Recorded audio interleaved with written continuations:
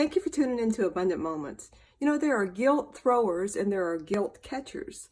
Sometimes people will try to get you to do what they want you to do by throwing guilt at you, and that is just a form of manipulation. Parents do this with their kids do this with their parents, spouses do this, co-workers, friends. Sometimes people don't even realize that they're doing this.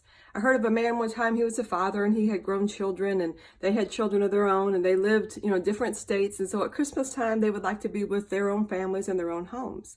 But this father who wanted his grown children and grandchildren there with him would every year throw guilt and say, this will probably be the last year that I'm alive, and this will probably be the last year that we're all together. And so he would throw guilt, and so the kids would always do as the father wanted to do.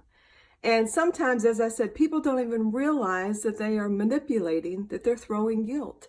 And then there are those that are guilt catchers. Every time guilt is thrown at them, they feel that guilt, and so they give in and they do what they really don't want to do, sometimes what they really shouldn't do, just because they feel that guilt.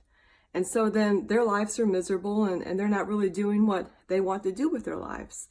So I want to ask you today, is there anyone in your life that is a guilt thrower or a guilt catcher?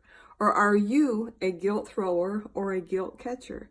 Because as I said, guilt is just a form of manipulation, and the Bible teaches against these things. These are tactics that the enemy tries to use against us. And when we look at our lives, we have to see, what are we doing? When we look at our lives, we have to see if any of these things apply to us, because there are people that are miserable because they always catch somebody else's guilt.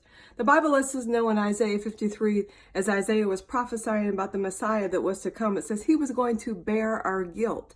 So even for things that we've done wrong, God doesn't want us to feel guilty, but Jesus redeemed us. When he said it is finished, he completely redeemed us from sin, from sickness, from disease, from lack, from oppression, depression, sorrow, grief, and guilt.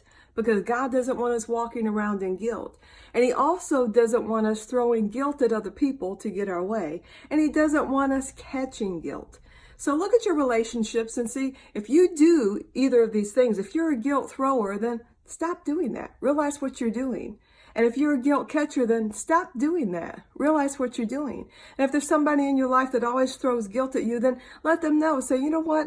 I realize that you are just trying to get your way by throwing guilt at me, and I'm not going to catch that guilt anymore. And just let them know that you don't want them to do that, and you don't want to be the recipient of their guilt throwing. And then remember, Jesus bore our guilt at the cross, and he wants us to live in freedom and in victory. Thank you for tuning in.